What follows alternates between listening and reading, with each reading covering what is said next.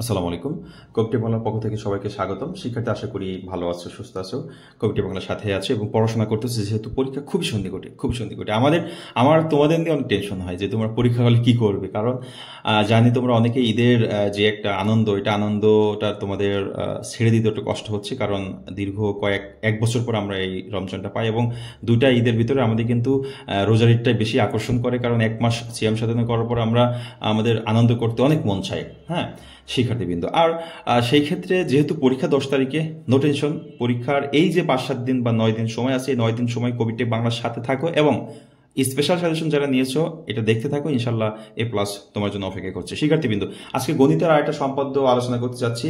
বিগত আরেকটা গণিতের ভিডিও দিয়েছিলাম যেখানে সম্পাদ্য 8 করেছিলাম উপপাদ্য থেকে, বৃত্ত থেকে। আজকে সম্পাদ্য 10 করতে যাচ্ছি, যেটা মোস্ট ইম্পর্টেন্ট পরীক্ষা আসার মতো।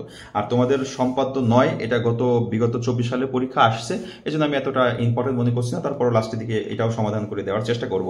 শিক্ষার্থী, এই যে সম্পাদ্যটা আছে 10 নম্বর, যে কোনো নির্দিষ্ট ত্রিভুজের অন্তবৃত্ত আঁকতে হবে। দেখো, এই ধরনের প্রশ্ন 3টা আছে, যেটা একটা চলে আসছে যে কোনো নির্দিষ্ট ত্রিভুজের পরিবৃত্ত আঁকতে হবে, মানে পরিবৃত্ত বলতে ত্রিভুজের উপরের বৃত্ত। আর একটা আছে অন্তর্বৃত্ত, সেটা হচ্ছে ত্রিভুজের ভেতরের বৃত্ত। আর একটা আছে বহির্বৃত্ত। এই 3টা ইম্পর্টেন্ট মোস্ট। বহির্বৃত্ত হচ্ছে এটা, দেখছো, এটা হচ্ছে ত্রিভুজের বাইরের বৃত্ত হয়েছে। তো আজকে আমরা যেটা শিখবো সেটা হচ্ছে অন্তর্বৃত্ত। এটা হচ্ছে এবছর প্রায় 100% ইম্পর্টেন্ট পরীক্ষা আসার মতো।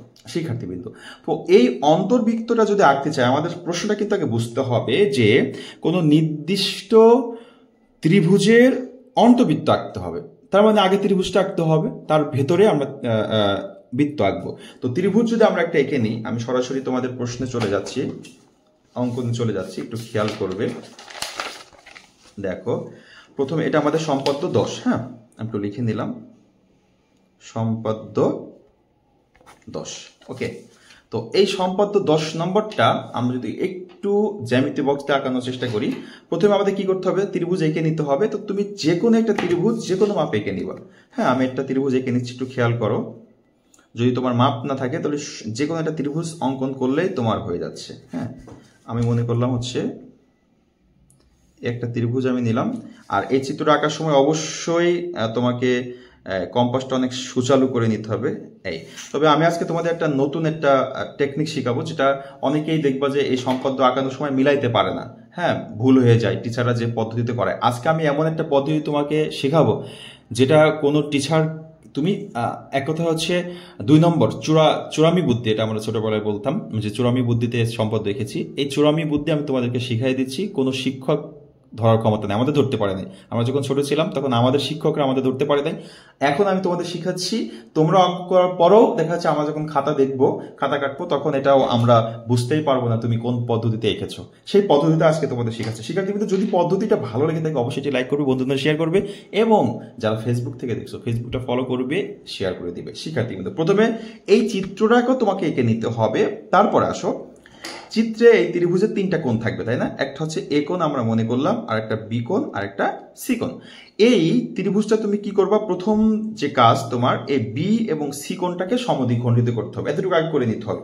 তো সমদ্বিখণ্ডিত করার নিয়মটা একটু ভালো করে খেয়াল করো। যেই কোণটাকে তুমি সমদ্বিখণ্ডিত করবা সেই কোণটা একটা নির্দিষ্ট ব্যাসার্ধ নিবা, এই যে বৃত্ত চাপ নিবা। হ্যাঁ, এই চাপ নিলা, যে কোনো মাপ নেওয়ার পর এটাকে সমদ্বিখণ্ডিত করার নিয়ম হচ্ছে, দেখো, আনুমানিক অর্ধেক কি এতটুক না, এর একটু বেশি নিবা।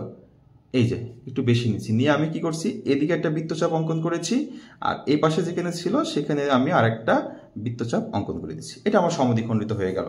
এই সমদ্বিখণ্ডিত হলো যখন, তখন তুমি এটাকে যোগ করে দিবা। দেখো, যোগ করবা, এই জায়গায় ধরবা, ধরে এই যেটা এভাবে যোগ করে দিলা। ওকে, এবার বি কোণটাকেও তোমাকে কি করতে হবে, সমদ্বিখণ্ডিত করতে হবে। তাহলে বি কোণটিকে সমদ্বিখণ্ডিত করার জন্য তোমাকে কি করতে হবে, আবার এই জায়গায় কোণ নিতে হবে, নিয়ে তুমি এটা নিয়ে যে কোনো একটা চাপ নিবা, নেওয়ার পর এটাকে সমদ্বিখণ্ডিত করবা। এই যে এখানে দেওয়ার পর অর্ধেকের বেশি নিয়ে এদিকে দিবা, অর্ধেকের বেশি নিয়ে এদিকে দিবা, দিয়ে এটা তুমি যোগ করে দিবা। যখন যোগ করলা, এই যে এবং এই যে যোগ, এই পাশটা যে তুমি সমদ্বিখণ্ডিত করছিলা, সে সমদ্বিখণ্ডিত রেখাদ্বয় মনে করবা পরস্পর ও বিন্দুতে ছেদ করেছে। দেখছো, এই বি কে সমদ্বিখণ্ডিত করছে, এদিকে গেছে, আর সি কে সমদ্বিখণ্ডিত করছে, এদিকে গেছে, ছেদ করছে। এবার আসো, মূল খেলা যেটা হচ্ছে এখন শুরু হবে।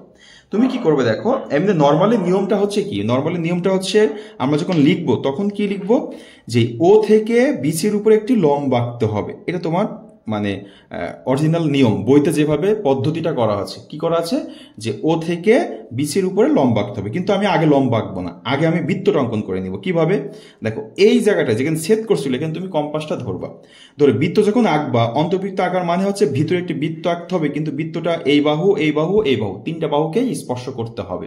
তো আমি তিন বাহুকে স্পর্শ করে একটা বৃত্ত আগে এঁকে নিব। দেখো এখানে ধরছি, ধরে আমি মনে করছি এই যে এটাকে স্পর্শ করছি, এই যে বাহুটাকে দেখছো, এই বাহুকে স্পর্শ করে, এই যে এই বাহুকে স্পর্শ করে দিকে গেছে। এবার তুমি এটা ঘোরাবা, ঘুরাই এটা একই মাপে দেখবে স্পর্শ করছে কিনা। দেখো স্পর্শ করে না, দেখছো, আবার এই জায়গাটা একটু স্পর্শ করছে। তার মানে তোমাকে কি করতে হবে জানো, একটু এটা কম্পাসটা একটু সরাই নিয়ে আসতে হবে, এনে একটু বেশি করতে হবে। দেখো আমি তোমাকে দেখাই, এই এবার দেখো হয় কিনা, এটা একটু দূরে চলে গেছে, আবার এটা কিন্তু ঠিক আছে।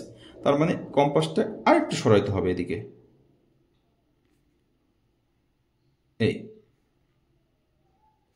এবার দেখো এটা স্পর্শ করছে, এটা স্পর্শ করছে, এটা স্পর্শ করছে। এখন তুমি একটা বৃত্ত অঙ্কন করে দিবা। হ্যাঁ, এই যে বৃত্ত অঙ্কন করে দিলা। এই এবার এই যে বৃত্ত, তারপরেও কিন্তু দেখো একটু ওই পাশে ফাঁকা হয়েছে, তার মানে তোমাকে এই কম্পাসটা আরেকটু সরানো দরকার ছিল, একটু ছোট করে নেওয়ার দরকার ছিল। হ্যাঁ, একটু ছোট করলে হয়ে যেত। তাহলে এখন মনে করো যে তোমার এভাবে একটি বৃত্ত তুমি অঙ্কন করে নিলা, নিয়ে এখন কি করবা, এই জায়গা থেকে এই যে এখানে যে তোমার স্পর্শ করছে না বৃত্তটা, এখান থেকে তুমি কি করবে, এই জায়গাটা লম্ব এঁকে দিবা। এই লম্ব আঁকছো, আঁকার পর তুমি টিচারকে বুঝতেই দিবা না। দেখো এখান থেকে লম্ব আঁকার পদ্ধতি হচ্ছে, যে কোনো একটা কম্পাস মাপ নিয়ে এদিকে একটা বৃত্ত দিতে হবে, বৃত্তচাপটাকে আবার সমদ্বিখণ্ডিত করতে হবে। এই যে এটা নিয়ে এদিকে দিবা, এই জায়গাতে নিয়ে এই জায়গাতে দিবা, দিয়ে এইভাবে ছেড়ে দিলেই তোমার কিন্তু একটা বৃত্ত অঙ্কন হলো, যেটা এ বি সি এর অন্তর্বৃত্ত অঙ্কন হলো। এটা একটু জটিল, আগে যেটা আঁকলাম তার থেকে এটাই পরীক্ষা আসার সম্ভাবনা সবচেয়ে বেশি। আবারও বলছি, আরেকবার একটু প্র্যাকটিস করো। প্রথমে আমরা এবিসি ত্রিভুজ আঁকবো, আঁকার পর বি আর সি কে সমদ্বিখণ্ডিত করব। এই সমদ্বিখণ্ডিত রেখা যেখানে ছেদ করেছে এখান থেকে এই বিসের উপরে একটা লম্ব আঁকছি। লম্ব আঁকার পর এখানে কম্পাস ধরে এই এতটুকু সমান ব্যাসার্ধ নিব। হ্যাঁ, এটা আমরা যদি ডি দিই, দেখো এটা হচ্ছে ডি দিলাম, তাহলে ও আর ডি এর সমান ব্যাসার্ধ নিতে হবে। এটা হচ্ছে মানে মেন যে সম্পাদ্য সেটা বলে। ব্যাসার্ধ নিয়ে আমরা এদিকে কি করলাম, ঘুরাই দিলাম, দিলে একটা বৃত্ত অঙ্কন হলো, যেটা এবিসি ত্রিভুজের মধ্যে হলো, অন্তর্বৃত্ত হলো। হ্যাঁ, কিন্তু আমি তোমাদের কি পদ্ধতি শিখাইছিলাম, যে প্রথমে মাঝখানে কম্পাস ধরে দেখবা যে তিনটা ভাবে ছেদ করতেছে কিনা, না করলে একটু সরাই কম্পাসটা সরাই নিবা, একটু উপরে নিবা, একটু নিচে নিবা, নিয়ে দেখবা যে ছেদ করছে, তখন একটা বৃত্ত অঙ্কন করবা। করার পর তুমি এই বৃত্তচাপটা অঙ্কন করবা, তাহলে সহজ হয়ে যাবে, ভুল হবে না। কিন্তু যদি এই পদ্ধতি না করো, অরিজিনাল পদ্ধতিতে যাও, তাহলে বৃত্ত চাপ দেওয়ার পরে যখন পরিমাপ নিবা দেখবা যে মিলতেছে না, আবার কাটাকাটি করতে হবে, মুছতে হবে। শিক্ষার্থী বিন্দু, এইটা এখন তুমি কিভাবে লিখবা, ঠিক যেভাবে অঙ্কন করলা সেভাবে লিখবা। প্রথমে তুমি কি লিখবা, যে মনে করি এ বি সি একটি ত্রিভুজ, এর অন্তর্বৃত্ত আঁকতে হবে, শেষ। এবার তুমি চলে যাবো অঙ্কনে। অঙ্কনে যাওয়ার পর কি লিখবা, এ বি সি কে সমদ্বিখণ্ডিত করব, আর এ সি বি কে সমদ্বিখণ্ডিত করি, সমদ্বিখণ্ডক রেখাদ্বয় ও বিন্দুতে ছেদ করে, ও থেকে বি সির উপরে ওডি লম্ব আঁকি, ওডি এর সমান ব্যাসার্ধ নিয়ে ওকে কেন্দ্র করে একটি বৃত্ত আঁকি। তাহলে এই বৃত্তটাই হচ্ছে আমাদের নির্ণেয় অন্তর্বৃত্ত হয়ে গেল। ওকে, তো তোমাদের জন্য মোস্ট ইম্পর্টেন্ট যে সম্পাদ্যটা আজকে প্রথম যেটা দেখাচ্ছে সেটা হচ্ছে 8 নম্বর। বইয়ের যে 8 নম্বরটা আমরা দেখতে পাচ্ছি, বৃত্তের বহিস্থ কোনো বিন্দু থেকে বৃত্তটির স্পর্শক আঁকতে হবে। দেখতে পাচ্ছ না 8 নম্বরটা? হ্যাঁ, বৃত্তের বহিস্থ কোনো বিন্দু থেকে বৃত্তটির স্পর্শক আঁকতে হবে। তো এই বৃত্তটা, এই চিত্রটা কিভাবে আঁকবো আর এই লেখাটা কিভাবে লিখবো সেটা একটু আলোচনা করবো। আগে চিত্রটা এঁকে নিই। যদি তুমি চিত্রটা সঠিকভাবে নিজে নিজে আঁকতে পারো, তাহলে যেভাবে আঁকলার ঠিক ওইভাবেই লাইন লাইন তুমি লিখে দিলেই নাম্বার পাবা। এটা মুখস্থ করার কিচ্ছু নাই, সম্পাদ্য মুখস্থ করা লাগে না। সম্পাদ্য তুমি জাস্ট চিত্রটা আঁকবা এবং চিত্রটা যেভাবে এঁকেছ ঠিক ওইভাবেই তুমি কি করবা, লিখে দিবা। যেমন দেখো, আমি তোমাকে একটু দেখাই, একটু খেয়াল করবে। আমি তোমাদের জন্য একটু জ্যামিতি বক্স সাজেস্ট করছি ম্যাটাডোরের। এই জ্যামিতি বক্সটা অনেক সূক্ষ্ম জ্যামিতি বক্স। বেশি অনেক টাকা দাম দিয়ে গর্জিয়াস জ্যামিতি বক্স না কিনে এই যে আমরা যে জ্যামিতি বক্সটা দেখছি, এই জ্যামিতি বক্সটা একেবারে সূক্ষ্ম, অতি সূক্ষ্ম, সুন্দর হয়। আর জ্যামিতি সম্পাদ্য আঁকার সময় তুমি চিন্তা করবে যে পেন্সিল যেটা আছে, এই পেন্সিলের এই মাথাটা যদি অনেক সুচালো হয় তাহলে তোমার সম্পাদ্যটা আঁকতে সহজ হবে। এবং এই দুই মাথা দেখো আমি কি করছি, একেবারে সমান করে নিয়েছি, দেখছো এই দুই মাথাটা হচ্ছে সমান আছে, সমান করে নিবা। আবার অনেকের কাছে জ্যামিতি বক্স থাকে না, তাহলে তুমি কি করবা, তোমার কি জ্যামিতি কিনা বাধ্যতামূলক? দরকার নাই। যদি তোমার এই দুইটা জিনিস থাকে, পেন্সিল আর হচ্ছে কম্পাস এবং হচ্ছে স্কেল, আর যদি শার্পনার রাবার থাকে তা তো আলহামদুলিল্লাহ ভালো হলো। এই করা থাকলে তুমি মানে জ্যামিতির যে রিলেটেড প্রশ্নগুলো আছে তুমি অ্যান্সার করতে পারবা। দেখো আমি এই দুটোতেই তোমাদের কাজ সেরে দিচ্ছি। এবার আসো আমাদের যে প্রশ্ন যেটা আছে সেটা আমরা একটু খেয়াল করি। প্রশ্নটা আমরা একটু দেখে নিই। দেখো বলছে বৃত্তের বহিস্থ কোনো বিন্দু থেকে বৃত্তটির স্পর্শক আঁকতে হবে। তো এখন বলো তো প্রশ্নটা কি বললো? প্রশ্নটা বললো হচ্ছে বৃত্তের বহিস্থ কোনো বিন্দু, তার মানে বৃত্তটা তোমার রয়েছে, ওই বৃত্তের বাইরের একটা বিন্দু নিতে হবে, যে বিন্দু থেকে একটি স্পর্শক বা দুটি স্পর্শক আঁকতে হবে। তাহলে তোমার আগে একটি বৃত্ত অঙ্কন করে নিতে হবে। দেখো বৃত্ত অঙ্কন করার জন্য এটা যে কোনো একটা মাপ নিবা, নিয়ে তুমি কি করবা, এই জায়গায় ধরবা। আর মনে করো তুমি যে স্পর্শকটা নিবা সেটা যদি এই পাশে বাম পাশে নাও তাহলে বৃত্তটা ডান পাশে আঁকবা, আবার যদি স্পর্শকটা তুমি ডান পাশে নাও তাহলে বৃত্তটা বাম পাশে আঁকবা। তা আমি এই পাশে নিব, এই জন্য বৃত্তটা এই পাশে এঁকে নিচ্ছি, একটু খেয়াল করো। বৃত্তটা আমি এখানে এভাবে ঘুরিয়ে এঁকে নিলাম, দেখছো এটা একটা নির্দিষ্ট ব্যাসার্ধ নিয়ে তুমি বৃত্ত আঁকবা। বৃত্ত সবাই আঁকতে পারে, সমস্যা নেই। এই বৃত্তের এই মাঝখানে যেই বিন্দুটা আছে সেটা আমরা মনে করলাম যে কম্পাস যেটা ছিল সেটা ও ধরে নিলাম। এবার এটা একটা বৃত্ত হলো, কেন্দ্র বিশিষ্ট বৃত্ত। এই বৃত্তের বাইরের যে কোনো জায়গায় তুমি একটি বিন্দু নিতে পারবা। মনে করো আমি এই বরাবর একটি বিন্দু নিলাম, এই বিন্দু থেকে এই বৃত্তের তোমার স্পর্শক আঁকতে হবে। এবার আসো এই বিন্দুটার নাম দিলাম আমি হচ্ছে পি। বিন্দুটার নাম কি দিচ্ছি বলো তো? পি। এখন আমি চলে যাচ্ছি সম্পূর্ণ অঙ্কনে। তাহলে আমি কি করলাম, ও কেন্দ্র বিশিষ্ট একটি বৃত্ত নিলাম, ও কেন্দ্র বিশিষ্ট বৃত্তের বাইরে একটি বিন্দু নিলাম পি। এখন আমার কি করতে হবে, পি আর ও যোগ করতে হবে। তো পি আর ও যোগ করলে তোমার কি পেন্সিল স্কেল লাগবে। দেখো এইভাবে তুমি ধরবে, হ্যাঁ এখানে ধরে এই পেন্সিলটা এখানে ধরবে, মাপ দিয়ে এই বরাবর তুমি কি করলা, নিয়ে নিলা। তার মানে পি আর ও যোগ করে দিলা। পি ও যোগ করার পর এই পি ও ব্যাসার্ধকে তোমার সমদ্বিখণ্ডিত করতে হবে। দেখো শিক্ষার্থী কিন্তু সমদ্বিখণ্ডিত করার নিয়মটা শিখে রাখো। যত জায়গায় তোমার সম্পদ আসবে সমদ্বিখণ্ডিত করার জন্য একই পদ্ধতি অবলম্বন করবে। আনুমানিক এই বৃত্তটা সমদ্বিখণ্ডিত মানে মাঝখান থেকে ভাগ করতে হবে। তো আনুমানিক মাঝখানকে এই বরাবর তুমি কি করবে, কম্পাসটা এখানে ধরবে, ধরে আনুমানিক মাঝখান বরাবর এই তার থেকে একটু বেশি ব্যাসার্ধ নিবে। দেখছো একটু ব্যাসার্ধ বেশি নিয়েছি। বেশি নেওয়ার পর এটা নড়াবে না, নড়ে এই পাশে একটা বৃত্তচাপ দিবে এবং এইদিকে একটা বৃত্তচাপ দিবে। ওকে, এদিকে একটা বৃত্তচাপ এবং এদিকে একটা বৃত্তচাপ, এটা নড়াতে পারবো না, না নড়িয়ে এবার অপর সাইডের এই পি বিন্দু থেকে এই পাশে একটা বৃত্তচাপ ছেদ করাবে, এই পাশে একটা বৃত্তচাপ ছেদ করালো। দেখছো এই পাশে একটা বৃত্তচাপ, এই পাশে একটা বৃত্তচাপ ছেদ করলো। এখন এই জায়গায় এখানে ছেদ করছে আর এখানে ছেদ করছে। এখন যদি তুমি স্কেল ধরো এই জায়গাটায়, দেখো এই জায়গায় স্কেল নিয়ে আর ওখানে যেখানে ছেদ করছিল এখানে স্কেল নিয়ে, তার মানে এই জায়গায় স্কেল সোজা করে এই যে দাগটা ছিল বরাবর, এই দাগটার মাঝখানে যদি আমরা একটা দাগ দিই, দেখো এই পি আর ও মাঝখানে সমদ্বিখণ্ডিত হয়ে গেল। তো মাঝখানে যে সমদ্বিখণ্ডিত হলো এটা আমরা নাম দিলাম, মনে করো এম বিন্দুতে সমদ্বিখণ্ডিত হয়েছে।